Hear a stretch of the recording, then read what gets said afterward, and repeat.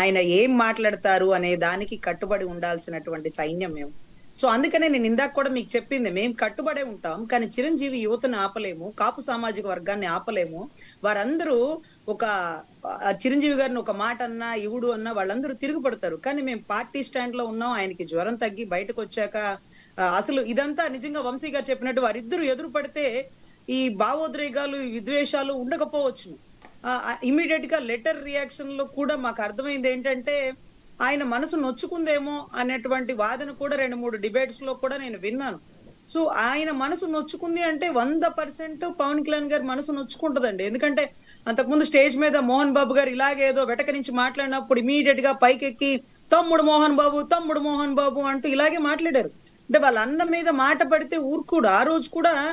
ఆ రోజు కూడా స్టేజ్ మీద అన్ని సార్లు తండ్రి సమానులైనటువంటి అనేటటువంటి పదాన్ని చిరంజీవి గారు వాడినారు.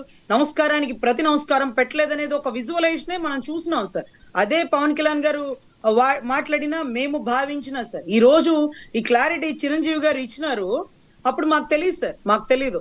సో కానీ ఆయన ఏదైతే నమస్కారం పెట్టారు, తండ్రి సమానులైన అన్నారు, తర్వాత ఆ విజువలైజేషన్ చూస్తే మాకెందుకో బాధ అనిపించింది. అదే రకంగా పవన్ కళ్యాణ్ గారికి బాధ అనిపించింది. కానీ ఇక్కడ ఒకటి ఓపెన్ ఏంటంటే బాలకృష్ణ గారు అలా మాట్లాడడం 100కి 200% తప్పు. ఇంకొకటి ఏంటంటే సైకో అనే పదం బయట మనం స్టేజ్ మీద మాట్లాడితేనే అపేక్షణీయం ఉపేక్షణీయం అది, కానీ ఫ్లోర్ ఆఫ్ ద అసెంబ్లీ ఆ సైకో గాడు అనడం అది ఖచ్చితంగా ఖండించదగిందే సార్. ఎందుకంటే ఇలా ఒకళ్ళు మాట్లాడితే రేపు ఇంకొకళ్ళు మాట్లాడతారు. అంతకుముందు ప్రతిభా భారతి గారు ఉన్న టైంలో కూర్చోవయ్యా నువ్వు, ఏం మాట్లాడుతున్నావు, కూర్చో నువ్వు, మైక్ ఆపేయమంటావా అని ఒక మహిళ గర్జించింది. ఈ రోజు రఘురామకృష్ణరాజు గారు ఎందుకు అంత సైలెంట్ గా ఉన్నారు? ఆయన చివరిలో సారీ చెప్తుంటే వెరీ గుడ్ అనే పదం చాలా తప్పండి. అంటే స్కూల్లో పిల్లలు తప్పు చేస్తే టీచర్ ఇమీడియట్ గా రెక్టిఫై చేస్తే పక్కనోడితో చెప్పించుకోవాల్సిన పని లేదు.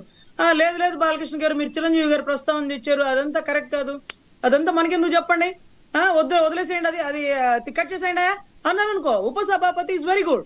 ఉపసభాపతి ఆయన గారు మాట్లాడిందని ఖండించినారు. ఇందాక వంశీ గారు చెప్పినట్టు ఆయన ఒక ముఖ్యమంత్రి కొడుకు, వాళ్ళ బావగారు ముఖ్యమంత్రి అయితే అఫ్ కోర్స్ ఆయన కూడా జగన్ గారు నేనేమన్నా తక్కువ తిన్నానా, మా నాన్నగారు ముఖ్యమంత్రి, నేను ఒక మాజీ ముఖ్యమంత్రి అంటాడు ఆయన.